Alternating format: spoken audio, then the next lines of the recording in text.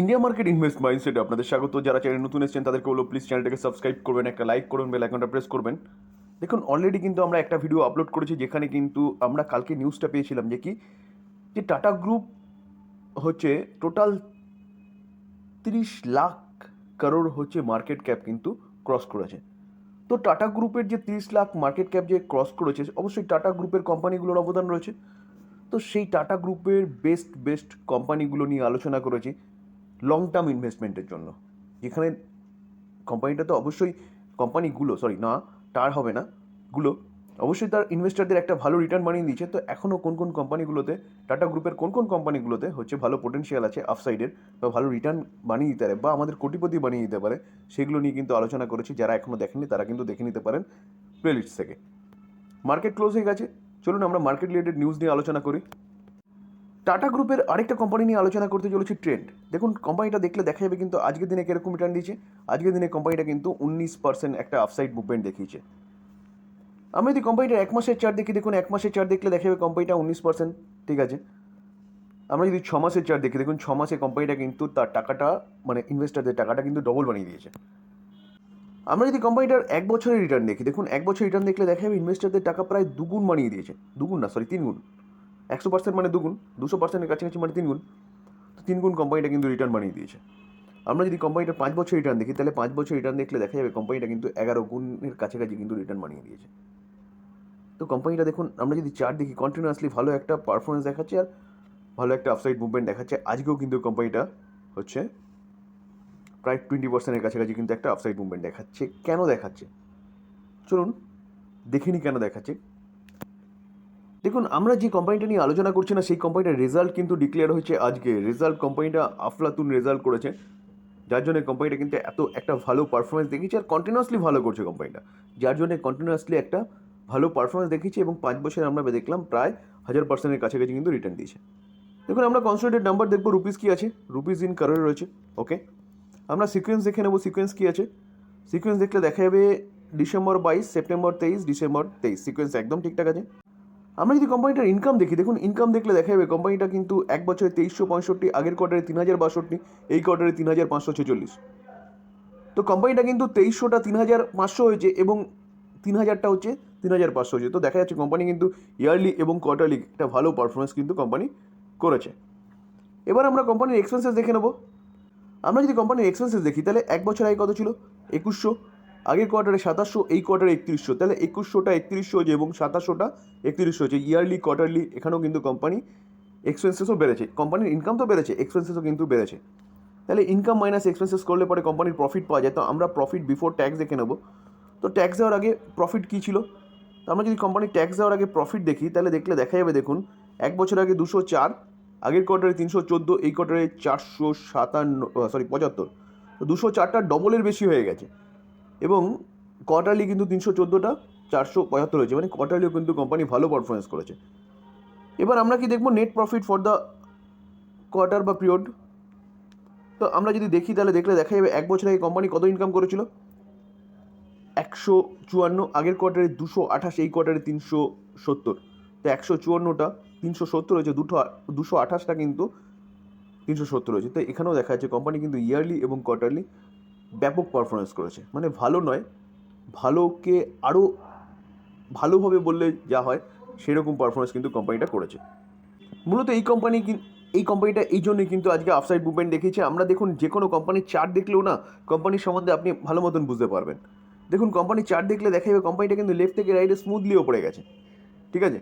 তো কেন গেছে, কোম্পানিটা ভালো পারফরমেন্স করছে, কারণ পারফরমেন্সের ওপরে কিন্তু কোম্পানিটার বিজনেস বা পারফরমেন্সের ওপরে কিন্তু কোম্পানিটা ওঠানামা ডিপেন্ড করে। কোম্পানি খারাপ করলে কোম্পানির চার্ট পড়বে, কোম্পানি ভালো করলে কোম্পানির চার্ট উঠবে। তো আপনি চার্ট দেখেও কিন্তু কোম্পানির যে কীরকম করছে সেটা কিন্তু বুঝতে পারবেন। দেখুন লাস্ট 5 বছরে যদি চার্ট দেখেন সেটাও দেখে কিন্তু বুঝতে পারবেন, ঠিক আছে। দেখুন তার জন্যই কিন্তু কোম্পানিটা এরকম রিটার্ন দিচ্ছে। তো ভালো কোম্পানি, ফান্ডামেন্টাল স্ট্রং কোম্পানি, আপনারা চাইলে কিন্তু এই কোম্পানি চিন্তা ভাবনা করতে পারেন লং টার্মের জন্য। যদি কোম্পানির ফান্ডামেন্টাল বা কোম্পানির বিজনেস মডেল, টোটাল কোম্পানি নিয়ে অ্যানালাইসিস চান, তাহলে কিন্তু কমেন্টে আপনি লিখতে পারেন, আমি হচ্ছে অ্যানালাইসিস করে দেবো। দেখুন পেটিএম বহু চর্চিত স্টক হয়ে গেছে এই কোম্পানিটা। দেখুন আজকের দিনে দেখলে দেখা যাবে আজকের দিনে 10% একটা আপার সার্কিট মেরেছে। হঠাৎ কী হলো, কোম্পানিটা আপার সার্কিট মেরেছে 10%। চলুন কোম্পানিটা আপার সার্কিট কেন মেরেছে সেটা নিয়ে একটু বোঝার চেষ্টা করি। এই আর্টিকেল দেখলে দেখা যাবে কোম্পানিটা কিন্তু দুদিনে, আজকের দিনে 10% মেরেছে এবং দুদিনে 13% আপসাইড মুভমেন্ট দেখিয়েছে। দেখুন রিপোর্টের মাধ্যমে, মিডিয়া রিপোর্টের মাধ্যমে পাওয়া যাচ্ছে খবর কি, যে সিও বিজয় শেখর শর্মা যে আছে উনি কিন্তু মিট করেছে কার সাথে, ফাইন্যান্স মিনিস্টার নির্মলা সীতারামনের সাথে এবং রিজার্ভ ব্যাংকের অফিসিয়ালের সাথে। তো এরকমই কিন্তু একটা রিপোর্টের মাধ্যমে খবর পাওয়া যাচ্ছে, যার জন্য কিন্তু আজকে কোম্পানিটা একটা আপসাইড মুভমেন্ট দেখিয়েছে, কালকেও কিছুটা আপসাইড মুভমেন্ট দেখিয়েছিল। দেখুন রিপোর্টের মাধ্যমে পাওয়া যাচ্ছে খবর, কিন্তু মাথায় রাখবেন মিডিয়া রিপোর্টের মাধ্যমে এগুলো কিন্তু অনেক সময় ফেকও হয়। কারণ আমরা প্রিভিয়াস একটা নিউজ নিয়ে আলোচনা করেছিলাম যে জিও ফাইন্যান্সিয়াল সার্ভিস বা এইচডিএফসি ব্যাংক নাকি পেটিএমকে কেনার দরে দৌড়চ্ছে। মানি লন্ডারিংয়ের কেস চলছে ইডির কাছে। তো এই দুটো নিউজ কিন্তু টোটালটাই ফেক নিউজ ছিল, যার জন্যে যেদিনকে নিউজটা পাওয়া গেছিল সেদিনকে কিন্তু জেএফএস অর্থাৎ জিও ফাইন্যান্সিয়াল সার্ভিস কিন্তু 15%, 14 থেকে 15% কিন্তু একটা আপসাইড মুভমেন্ট দেখিয়েছে। তো পরে যখন পাওয়া গেল যে এটা ফেক নিউজ, কালকে কিন্তু জিও ফাইন্যান্সিয়াল সার্ভিস কিন্তু নিচে পড়ে গেছে। কারণ জিও ফাইন্যান্সিয়াল সার্ভিসই একদম ডিক্লারেশন এনেছিল যে না, এরকম কোনো কিছু আমাদের এখনও ডিসিশন হয়নি। তো সেই জায়গায় দাঁড়িয়ে রিপোর্টের মাধ্যমে পাওয়া নিউজ অনেক সময় ফেক হয়, অনেক সময় কিন্তু সঠিক হয়, এটা মাথায় রাখবেন স্যার। দেখুন IX, Indian energy exchange limited, তো এই কোম্পানিটা দেখলে দেখা যাবে দেখুন আজকের দিনে 5% মতন কিন্তু পড়েছে। এই কোম্পানিটা নিয়েও কিন্তু একটা ভালো ব্রেকিং নিউজ পাওয়া যাচ্ছে, যার জন্যই কিন্তু কোম্পানিটা আজকে পড়েছে। চলুন নিউজটা কি সেটা দেখি। দেখুন যে মার্কেট ক্যাপলিংয়ের ব্যাপারটা না, অর্থাৎ কোম্পানিটার মনোপলি যে বিজনেস, এই মনোপলি বিজনেস কিন্তু বিপদে রয়েছে। অর্থাৎ মনোপলি ব্যাপারটা কিন্তু এই কোম্পানির কাছ থেকে উঠে যাবে, সেরকম একটা খবর পাওয়া গেছিলো, যার জন্য কোম্পানিটা কিন্তু আজ থেকে প্রায় 6 মাস 1 বছর আগে কিন্তু পড়েছিল। তারপরে কিছুটা কোম্পানি আবার রিকভারি করেছিল। কেন? কারণ শোনা যাচ্ছিলো যে মনোপলি যে ব্যাপারটা, সেই ব্যাপারটা কোম্পানিটার কাছে থাকবে। তো এখন আবার কিন্তু এই মার্কেট ক্যাপলিংয়ের ব্যাপারটা শোনা যাচ্ছে, যার জন্য কিন্তু কোম্পানিটা আজকের দিনে 5% মতন কিন্তু পড়েছে। মূলত এটাই কারণ কিন্তু আজকে এই কোম্পানিটা পড়ার পিছনে। দেখুন ডেল্টা ক্রপ, আচ্ছা গেমিং ইন্ডাস্ট্রি একটা কোম্পানি। এই কোম্পানিগুলোর ভবিষ্যৎ কিন্তু, অনলাইন গেমিং ক্ষেত্রে বলছি, ভবিষ্যৎ কিন্তু অনেক উজ্জ্বল। কিন্তু হঠাৎ করে গভর্নমেন্টের একটা ডিসিশনের জন্য কিন্তু এই কোম্পানিগুলো কন্টিনিউয়াসলি নিচে পড়েছে বা ডাউনফল হয়েছে বলতে পারেন। কী ডিসিশন? গভর্নমেন্ট কিন্তু ট্যাক্স বসিয়েছিল এই কোম্পানিগুলোর ওপর, কিন্তু 28% জিএসটি বসিয়েছে গভর্নমেন্ট। এবং জিএসটি বসিয়েছে শুধু নয়, গভর্নমেন্ট বলছে যে এই কোম্পানিগুলো যবের থেকে জিএসটি চালু হয়েছে তবের থেকে জিএসটি দিতে হবে। তো তার জন্য কিন্তু এই কোম্পানিগুলোর ওপরে ব্যাপক একটা কিন্তু জিএসটির বোঝা চাপিয়ে দেওয়া হয়েছিল। অলমোস্ট সম্ভবত কোম্পানির ওপর 23,000 করোড় একটা জিএসটির কথা কিন্তু শোনা যাচ্ছিল বা চাপিয়ে দেওয়া হয়েছিল। তো কোম্পানিটার মার্কেট ক্যাপ দেখলে দেখা যাবে কোম্পানিটা কিন্তু অনলি ফর 4,000 করোড় কোম্পানিটার মার্কেট ক্যাপ। অর্থাৎ কোম্পানিটাকে বিক্রি করে দিলেও কিন্তু কোম্পানিটা তার জিএসটি পূরণ করতে পারবে না। তো আজকে কিন্তু কোম্পানিটা দেখুন 10% মতন বেড়েছে। তো বাড়ার পিছনে কারণ কি, চলুন কারণটা দেখার চেষ্টা করি। দেখুন আজকে যদি অনলাইন গেমিং কোম্পানিগুলো বাড়ার পিছনে কারণ বলেন বা ডেল্টা ক্রপ বাড়ার পিছনে কারণ বলেন, তাহলে যে ট্যাক্স ডিমান্ড যে করা হয়েছিল তার উপর কিছু রিলিফের খবর কিন্তু শোনা যাচ্ছে। দেখুন একটু আগে যে আমি বলেছিলাম যে কোম্পানিটার ওপর 23,000 করোড় ট্যাক্স চাপিয়ে দেওয়া হয়েছিল জিএসটি, যেটা চাপিয়ে দেওয়া হয়েছিল কত 2017 থেকে, ঠিক আছে। তো এই জিএসটি রিলিফের যে ব্যাপারটা শোনা যাচ্ছে, তার জন্য কিন্তু আজকে কোম্পানিটা কিন্তু 10%-এর উপরে একটা আপসাইড মুভমেন্ট দেখিয়েছে। দেখুন ইরেডা, অর্থাৎ Indian renewable energy development agency limited, আজকে কোম্পানিটা অনেক দিন পর কিন্তু একটা নেগেটিভ সাইডে মুভমেন্ট দেখিয়েছে, অর্থাৎ 5% লোয়ার সাইডে মুভমেন্ট দেখিয়েছে।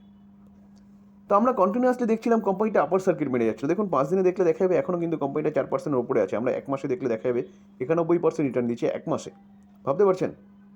তো আমরা যদি 6 মাসে রিটার্ন দেখি, দেখুন 6 মাসে 231% রিটার্ন দিচ্ছে। তাহলে এতটা আফসাইড মুভমেন্ট দেখানোর পরে কোম্পানিটা কিছুটা সুস্থিত নেবেই। আজকে কোম্পানিটা কিন্তু 4%, 5%-এর কাছাকাছি, মানে বলতে পারেন লোয়ার সার্কিট মেরেছে। তো হয়তো আরও কয়েকদিন কিন্তু এইভাবে দেখা যেতে পারে এই কোম্পানিটা। কারণ যারা ব্যাপক একটা প্রফিটে রয়েছে, কারণ কোম্পানিটা নভেম্বরে লিস্টেড হয়েছিল। নভেম্বর থেকে এখনও পর্যন্ত কোম্পানিটা কিন্তু সম্ভবত 32 ফ্লোর প্রাইস রেখেছিল। তো যারা আইপিওতে মানে কোম্পানিটা পেয়েছেন, তারা কত গুণ রিটার্ন পেয়েছেন বলুন তো? প্রায় 6 থেকে 7 গুণ কিন্তু রিটার্ন বানিয়ে দিয়েছে কোম্পানিটা। দেখুন আমরা যদি কোম্পানিটার হাই দেখি, তাহলে হাই দেখলে দেখা যাবে 214, তাহলে 30, 214, 3 7 21, 7 গুণ কিন্তু কোম্পানিটা রিটার্ন বানিয়ে দিয়েছে। অনলি ফর নভেম্বর লাস্টের দিকে এসেছিলো, নভেম্বর, ডিসেম্বর, জানুয়ারি, ফেব্রুয়ারি চলছে, 3 মাসও হয়নি। তো এতটা রিটার্নের পর তো কিছুটা সুস্থি নেবেই।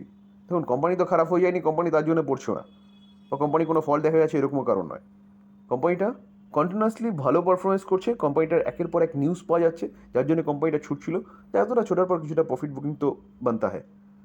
তো সেই জায়গায় দাঁড়িয়ে স্যার আপনারা এই কোম্পানিটা রাডারে রাখতে পারেন লং টার্ম ইনভেস্টমেন্টের জন্য। এখান থেকে যদি আরও কিছু ডাউনে পাওয়া যায় তখন কিন্তু বায়ার অপরচুনিটি খুঁজতে হবে। ঠিক আছে, চলুন নেক্সট নিউজে। অ্যাঞ্জেল ওয়ান, দেখুন ডিসকাউন্ট ব্রোকিং যে ব্যাপারটা, সেই ব্রোকিংয়ের মধ্যে ভালো যদি একটা কোম্পানি বলেন তাহলে হচ্ছে অ্যাঞ্জেল ওয়ান। তো এই কোম্পানিটা কন্টিনিউয়াসলি ভালো পারফরমেন্সও করছে। আমরা যদি কোম্পানিটা 6 মাসে রিটার্ন দেখি, দেখুন 6 মাসে 96% রিটার্ন দিয়েছে। আমরা যদি কোম্পানিটার 1 বছর রিটার্ন দেখি, দেখুন 1 বছরে এই কোম্পানিটাও প্রায় 200%-এর কাছাকাছি কিন্তু রিটার্ন বানিয়ে দিয়েছে। আমরা যদি কোম্পানিটার ম্যাক্সিমাম অর্থাৎ 5 বছরের চার্ট দেখি, দেখুন 5 বছরের কোম্পানিটা কিন্তু 1100% রিটার্ন বানিয়ে দিয়েছে।